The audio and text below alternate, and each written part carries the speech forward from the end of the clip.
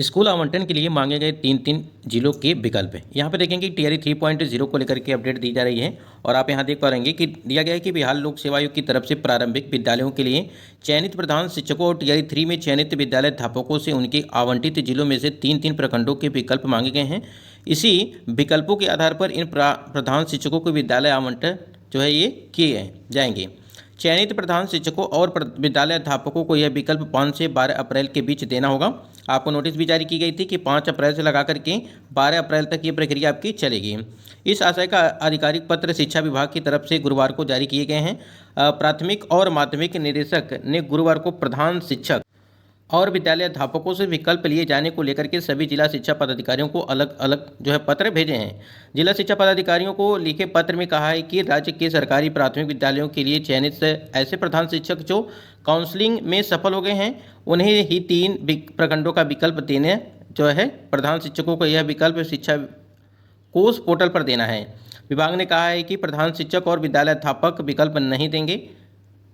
उनके विद्यालय का आवंटन विभाग के स्तर पर उपलब्ध रिक्ति को देखते हुए कर दिया जाएगा और प्रारंभिक विद्यालयों के प्रधान शिक्षक के पद पर अनुशंसित एवं काउंसलिंग में सफल अभ्यर्थियों को जो है जिला आवंटन के लिए 3 जिलों के विकल्प हासिल कर लिए गए हैं।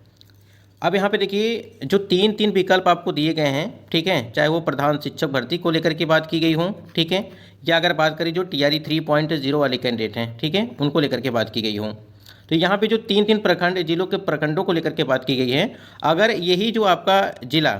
ठीक है, अगर इन जिलों को ही परिवर्तन करने के लिए दिया गया होता तो कहीं ना कहीं सबसे अच्छा ये विकल्प था शिक्षा विभाग का। यानी कि मान लीजिए किसी कोई कैंडिडेट पटना, ठीक है, कोई भागलपुर से हो गया, कोई वैशाली से हो गया, ठीक है, तो ऐसे में ये जो 3 विकल्प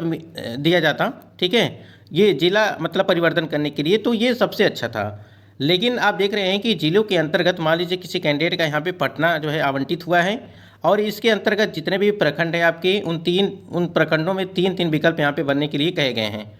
जो कि हमको नहीं लगता है कि बहुत सारे कैंडिडेट को फ़ायदा होगा, ठीक है, कुछ ही कैंडिडेट को फ़ायदा होगा। जिनका फ़ायदा उन्हीं कैंडिडेट को होगा जिनका जो जिला अलॉटमेंट किया गया था वो मतलब कि उनका मनपसंद का मिला हो, तो ऐसे कैंडिडेट को सिर्फ यहाँ पे फ़ायदा देखने को मिलेगा, बाकी को हमको नहीं लगता कि कोई फ़ायदा होगा, क्योंकि बहुत सारे कैंडिडेट तो कोई 300 किलोमीटर दूर है, ठीक है, कोई 400 किलोमीटर दूर है, कोई 500 किलोमीटर दूर है, ठीक है, तो वही चीज़ें अगर यहाँ पे डिस्ट्रिक्ट जो अलॉटमेंट किया गया था उसमें परिवर्तन करने के लिए कहा गया होता तो ये सबसे अच्छा रहा होता, चाहे वो महिला कैंडिडेट हो चाहे वो पुरुष कैंडिडेट हों। देखिए ये सभी चीज़ें करने की वजह से, ठीक है, देखिए अब अगर यही चीज़ यहाँ पे शिक्षा विभाग को करना था तो पहले जो यहाँ पे डिस्ट्रिक्ट अलॉटमेंट किया गया है उसको जो है यहाँ पे इनको जो है सोच समझ के ही डिस्ट्रिक्ट अलॉटमेंट किया जाना चाहिए था। यानी कि जो भी कैंडिडेट फॉर्म अप्लाई करते टाइम पे जो भी 3 विकल्प यहाँ पे उन्होंने भरे होंगे, ठीक है, तो उसी में से कोई ना कोई देना चाहिए था, ठीक है, तो ये चीज़ें। बाकी आपको पता है कि बहुत सारे ऐसे कैंडिडेट हैं जिनको जो है उन्होंने फिलअप तो किया था लेकिन उनमें से कोई भी यहाँ पे डिस्ट्रिक्ट नहीं मिला है और बाद में यहाँ पे देखने को मिलता है कि 3 मतलब कि जिलों के 3 प्रखंड भरने के लिए अब दिए जा रहे हैं। तो जिला यहाँ पे दिया गया होता यानी कि डिस्ट्रिक्ट दिया गया होता तो वो सबसे बेहतर था जितने भी कैंडिडेट यहाँ पे सिलेक्टेड कैंडिडेट हैं।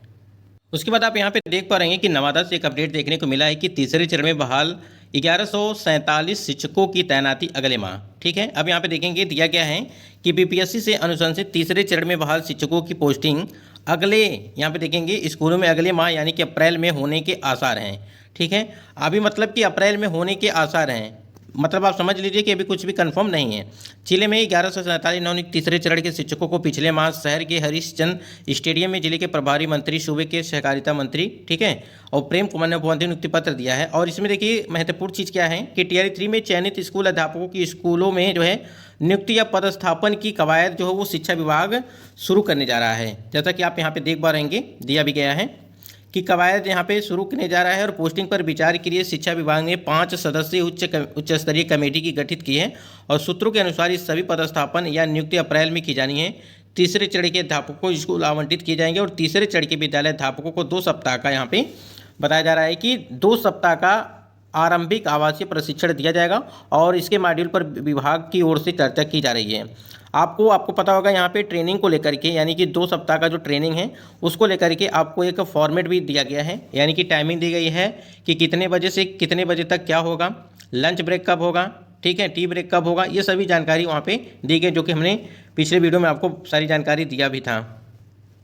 उसके बाद यहाँ पर भी देख रहे हैं कि प्रधान शिक्षकों को लेकर के भी 3 प्रखंडों का विकल्प देने को लेकर के उनको भी नोटिस जारी की गई है। जैसा कि अभी हमने आपको शुरू में ही बताया था कि सरकार उदारता से शिक्षकों का स्थानांतरण करेगी। वाह वाह, ये चीज़ें देखने को मिल रही हैं कि शिक्षा मंत्री श्रवण कुमार ने कहा कि सरकार पूरी उदारता से स्कूली शिक्षकों का स्थानांतरण करेगी। अभी स्थानांतरण के लिए 1.9 लाख शिक्षकों के आवेदन मिले हैं। ठीक है, ये आपको जो ट्रांसफ़र पोस्टिंग को लेकर के बात की जा रही है। उसके बाद यहाँ पे देखेंगे आप सीटेट 82 नंबर को लेकर के बात की गई है कि जो TRE 1 और TRE 2.0 में कैंडिडेट्स हैं। और देखिए यहाँ पे दिया गया है कि जो आपका जैसे 150 नंबर का आपका होता है सीटेट का, ठीक है, तो इसमें क्या है, जिनका 82.5 अंक के स्थान पर 82 अंक प्राप्त करने वालों को शिक्षक पात्रता परीक्षा में उत्तीर्ण माना गया है। अतः उक्त के आलोक में निर्देश दिया जाता है कि BPSC TRE 1 और TRE 2 के वैसे अनुशंसित अभ्यर्थियों जिन्हें सीटेट 82 अंक प्राप्त हों, उनकी संख्या